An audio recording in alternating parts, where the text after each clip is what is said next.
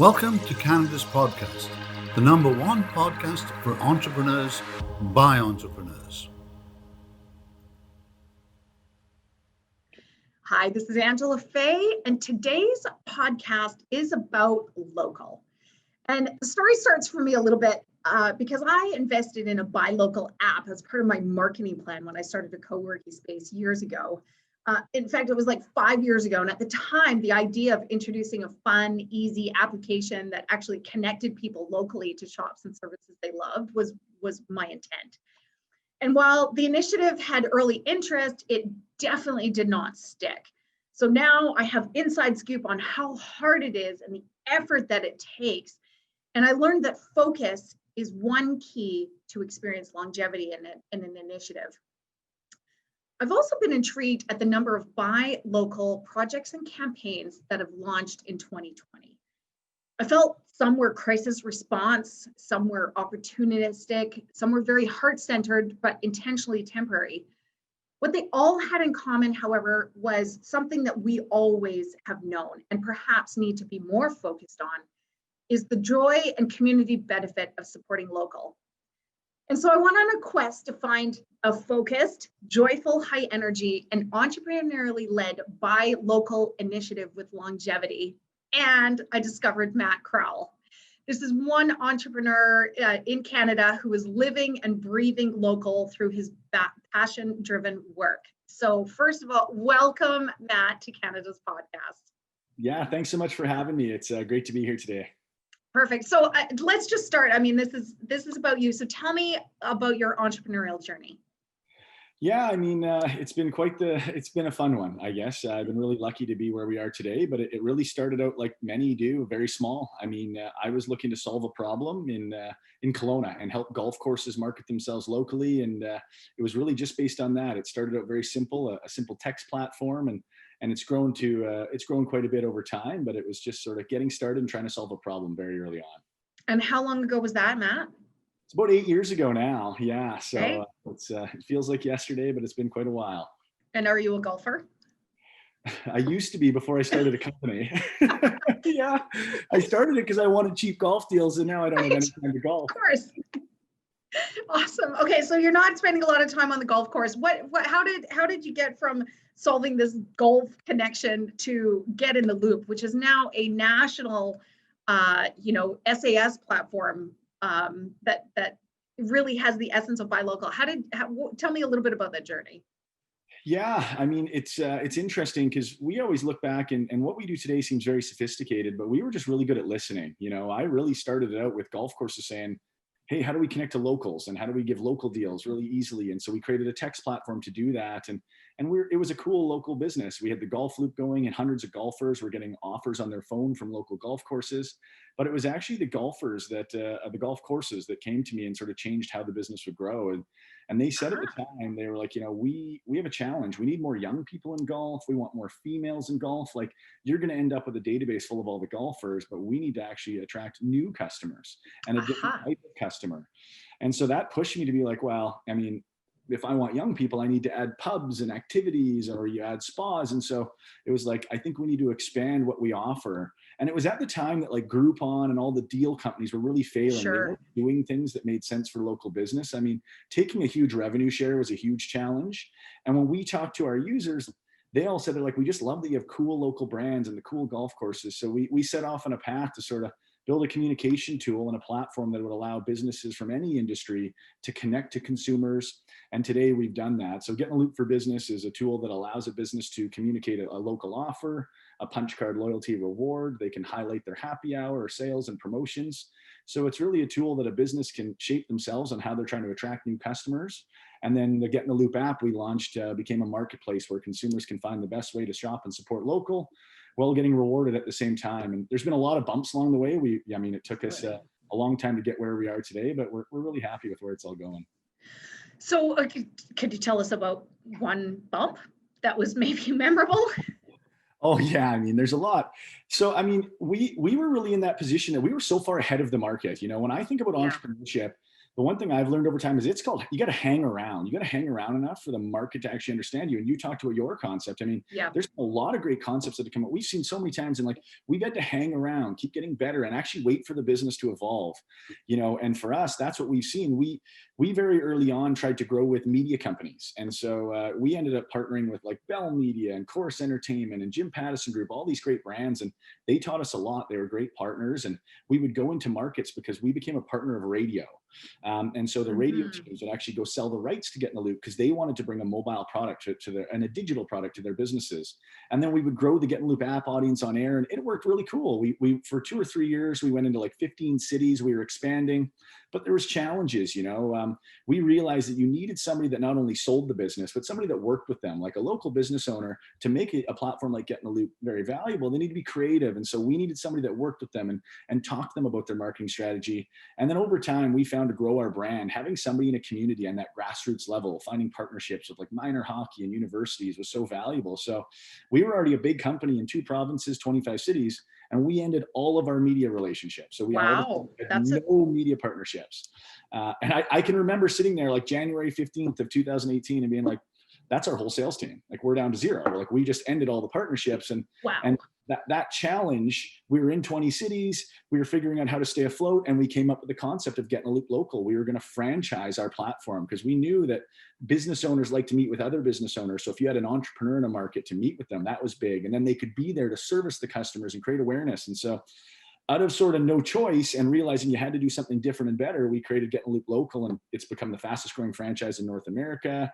And now we have 180 plus individuals in markets across the country that work with small business today. And all of that came out of having a big bump in the road where you're partnered of all the biggest media companies in Canada. It seems like the right path, and you decide to go another way.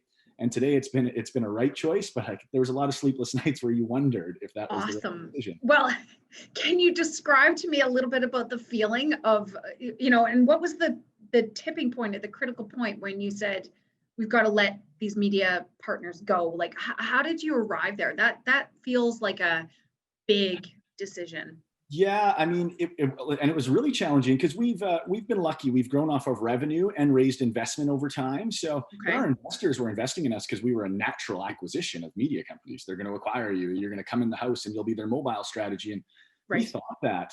And we sort of ran into that innovator's dilemma. There was 2 things. One was they weren't ready to see the forest through the trees. The problem wasn't hard enough yet. They were holding water on their current products. Like, I've been a part of media since, it's been 9 years now, and there's a lot of people with a lot more background, but it's been the interesting time. I was partnered with newspapers very early on, and they were all like, look at Yellow Pages. That's tough. That's not us. And then like 18 months later, newspaper was just going down, and then radio was like, whew, glad we're not the paper. And I was sitting there the whole time being like, we're the future. And now you look at all traditional media, and all the eyeballs and ears have transitioned to way different spots, and it's all on mobile and online. And we were in their house, so it was like that innovator's dilemma where I knew the future was like that media companies needed products like ours, but they weren't getting it. And I also don't think that their models were set up right. Like, actually having an entrepreneur in a local neighborhood that works with the businesses has changed the whole business. It really gives us an advantage and a way to support local business that you just couldn't through being a partner of a big media company or a part of a big media company. So it's worked out in the long run, but yeah, that was a big left we had to turn there because it was a very different direction, and it's worked out well, but there was a lot of momentum going the other way, to say the least. Well, and I think you've introduced me to a new concept, which is, or not, maybe not new, but certainly put words around it. The innovator's dilemma is, when you're feeling tightness, maybe in some decisions, and thinking they're just not getting it, and you know in your gut that they're just not getting it, but to make that pivot and go in a different direction is sometimes pretty scary. So. Yeah, and you have to move on, right? We always felt like, we're like their little brother they pick on, like we're like the tech company they're partnered with, but they don't really care about, So it was like we needed to step out, and it's today now that we became national and could control our own destiny. I mean, we sort of sit at the same playing field as them, and we all chat, and it's sort of funny. I was like, you guys could have owned us, Now we're sitting here, and we are definitely competing, and one of us has something that people like, and one of us it's changing for. So it's changed over time. Well, and I was going to kind of end on this question, but I want to bring it in now because you've already touched on it, is in your view, what is the future of, advertising, right? The media industry. Where do you see it headed? Yeah, I mean, it's going to get tougher and tougher for traditional media, I think, and so much of it isn't. It's not within their control anymore today. I mean, eyeballs and ears moved so quickly, and I think those organizations weren't maybe as innovative as they needed to be to keep up. So I think you're going to see a really big erosion of local newspaper, local radio. I don't think that's going to be there. You know, one thing early on we realized was like local business is actually losing their voice. Like those were still the channels they could get the word out and attract Right. customers. And those models don't actually work financially anymore. It's not even to say there's not value there for a business. It doesn't work for the newspaper to have as much overhead and to do, because if you look at a business like ours, how lightweight it is. I mean, we have entrepreneurs in neighborhoods across the country and it all runs in the cloud.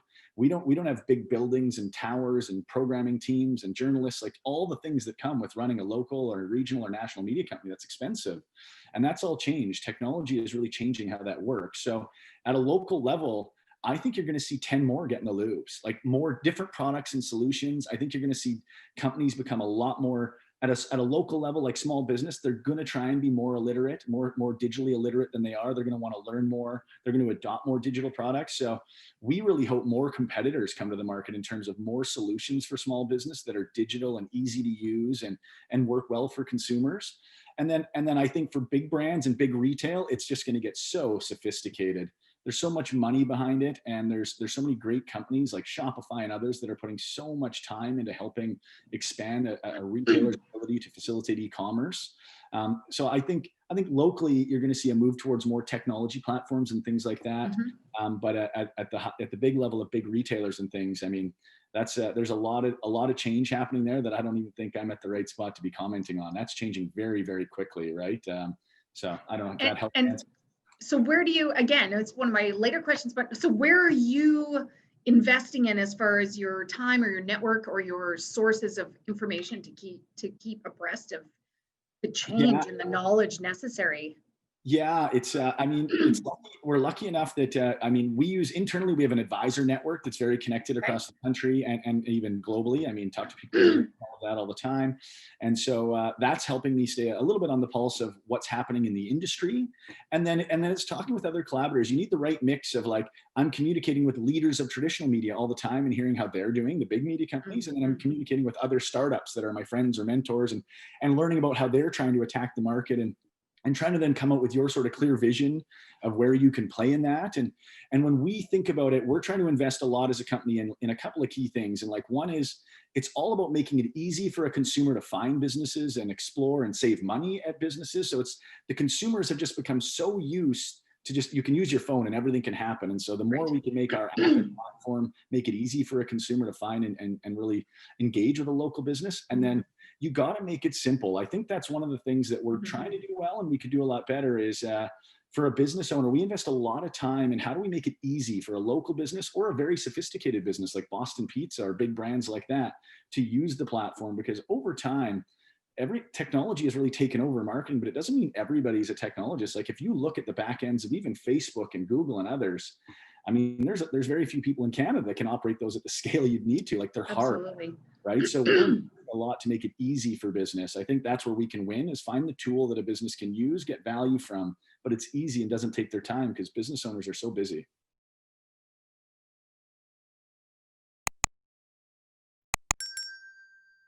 When you just brought up Facebook, Google, I mean, those are massive enterprise companies with tons of crew. Let's talk a little bit about GetintheLoop's internal crew. How big is your staff and how lean? You said lean or light. I love that expression. Because I can just imagine. Is how many bodies do you actually have working behind the scenes, not including your ambassadors?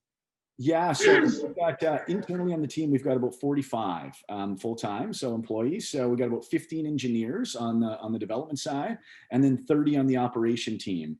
And so our team sort of, although there's divisions broken down in it, there's sort of a few key things for us, and that is like franchisee success. So we have a whole team and a big team that's dedicated towards supporting our local entrepreneurs and their ability to run the GetintheLoop franchise in communities.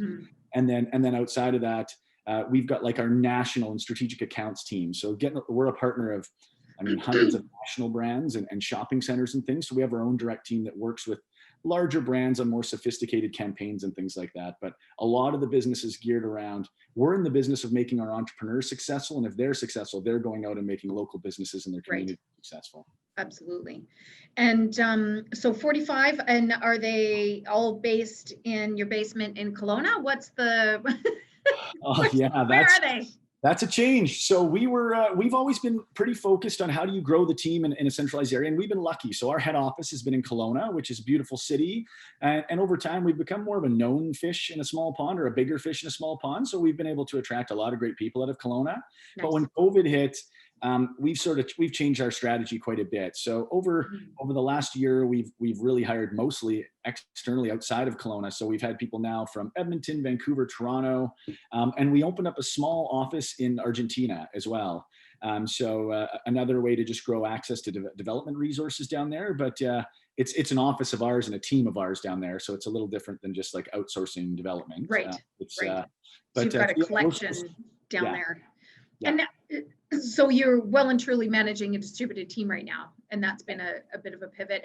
Any insider tips on what tools you use that are essential in that? So we use, I think the general stuff. So we use Slack a lot as a company, is very helpful. I mean, Google and Google Hangouts and Zoom, which we're on here today. So that's been really helpful. The team's able to communicate a lot.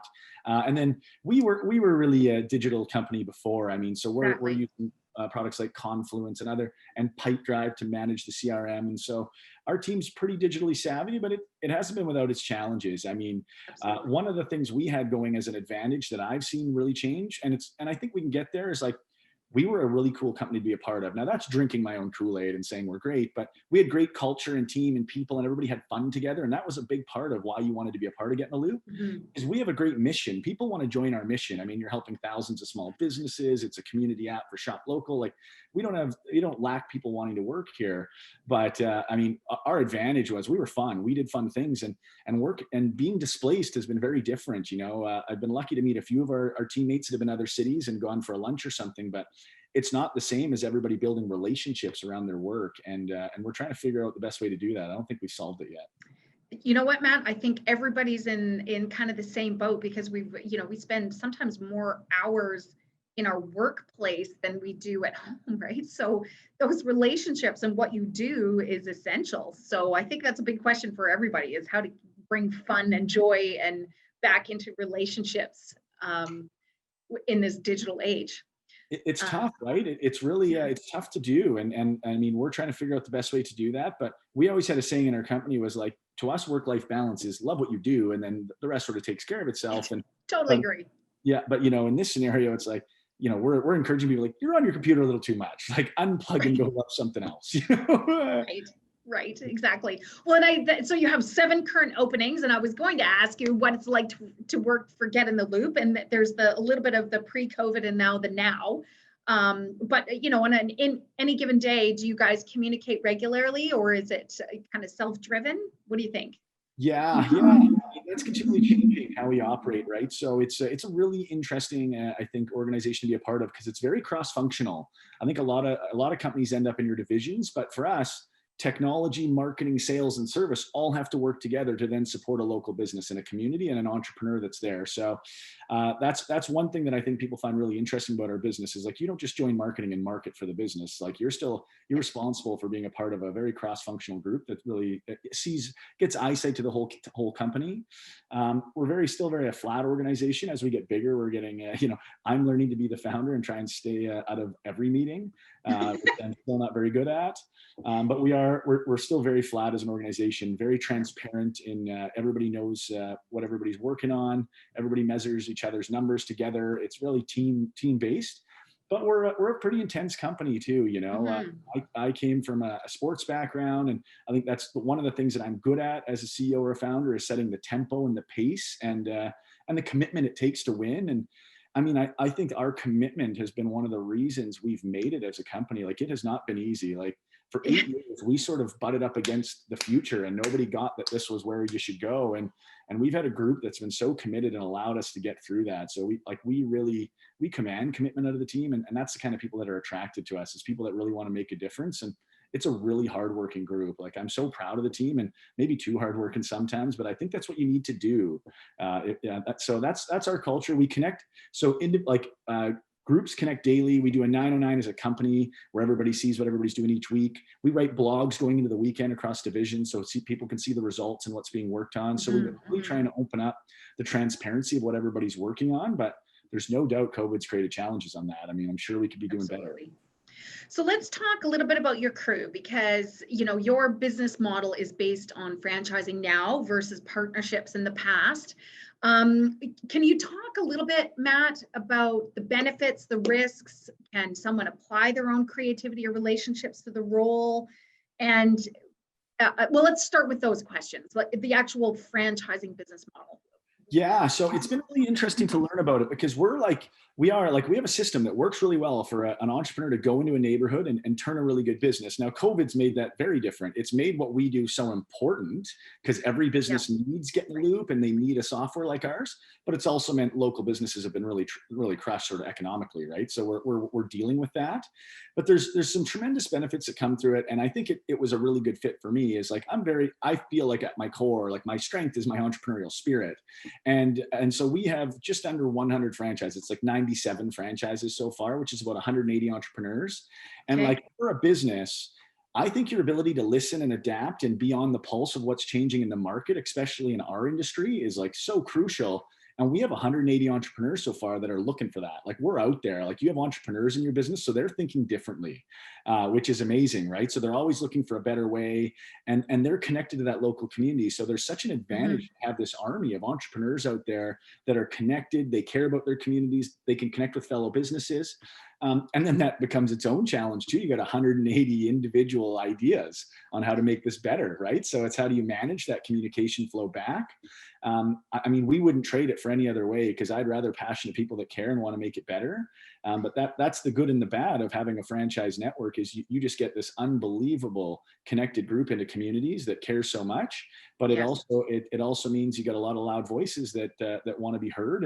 But that, again, if we figure out how to take that and harness that energy into building future solutions for small business, it's the biggest moat and strategic advantage in history. We have hundreds of entrepreneurs that care and are telling us the better way to improve what GetintheLoop does for a business and a consumer. So it's good. So I can't imagine what it would be like to be in a room with 180 GetintheLoop entrepreneurs.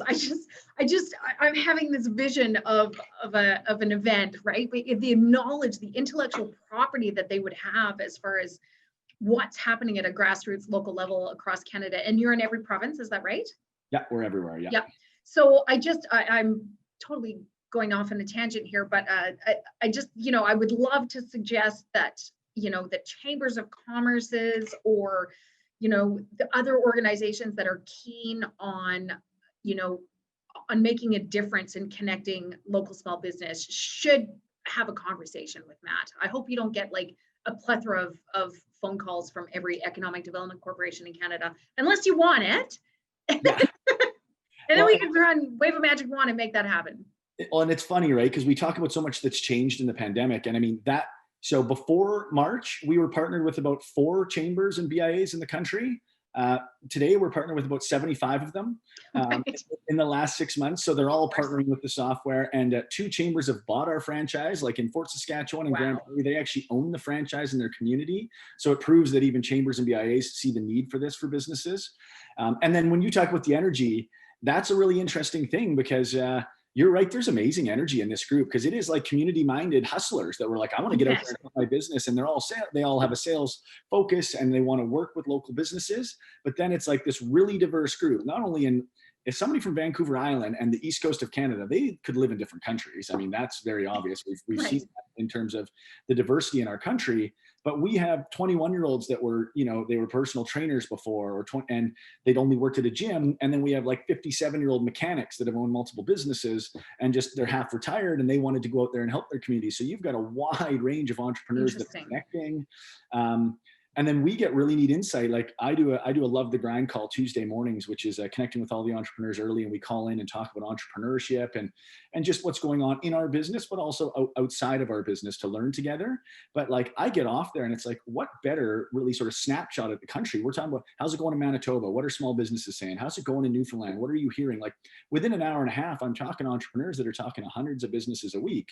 So Wow. the insights we're getting is great. And I mean, it's amazing to see how it's changing. We have some markets that you can get on there. They're like, it's going great again. Everybody's feeling very good. Businesses are opening up and my business is going great. And you have others that are like, we just got put in code red and we're closing down. And, you know, they're just a province away and their businesses are totally different, right? So they get to share together and chat about it. So Matt, what do you think would be the general consensus, either from yourself as the entrepreneurial spirit behind at the helm here, or your 180 entrepreneurs? What is the typical marketing mix for a small business, and where does GetintheLoop fit in for them? Yeah, it's a really good question. So, I mean, I think a typical marketing mix for a small business, you know, I think you want to be doing a lot of different things. I think today, I really do believe most of it needs to go to digital, if not all of it at this point. I think that's where you're best spending your time, money, and able to measure what's working. And I think over time, I think local business will demand they can measure it. It's not okay just to say it was in the paper anymore, or you can measure it in the till. It's like you need to actually be able to see the results and learn from those results. I do think marketing will get more sophisticated at a local level. And so I think it's twofold. You want to be working with a platform like GetintheLoop because we really are a turnkey sort of marketing solution. They create these offers and incentives and they can build loyalty and all of that. But also GetintheLoop is an omni-channel digital strategy. When that happens, that goes out to a local email that puts you on the map. It goes to websites and a mobile app. So there's a lot that comes with that. And I think they need to be looking for sort of that omni-channel digital opportunities. Like they need to be building up their own local loyalty and their own loyal database of email followers. They need to make sure that they're actually active on social.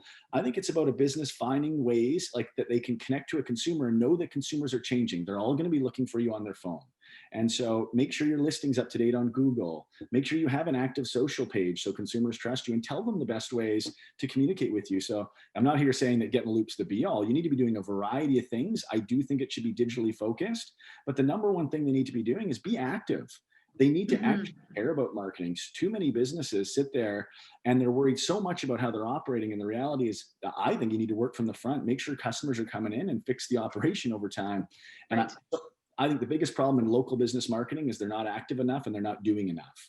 And then they're trying to fix that with one-off purchases of like buying a big radio ad or buying a big newspaper. And marketing is never ending and learning, right? That's where I think businesses need to go.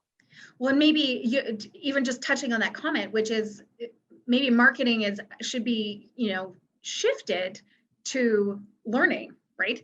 Try this, learn if it works, and if not, try a different sort of learning technique as opposed to a marketing spend. Consider it a learning investment. It's true. Yeah. You hit it. They need to actually make it a part of their business. It's not like something you do. Oh yeah, we spend on marketing. It's like, no, that's a part of our strategy. Same as like the strategy was have good food. The other one was like, be good at marketing to people who want good food, Right. Well, and one question, I want to shift to the consumer side of things. If you could wave a magic wand and create impact, what consumer trend would you like to see happen smarter or faster?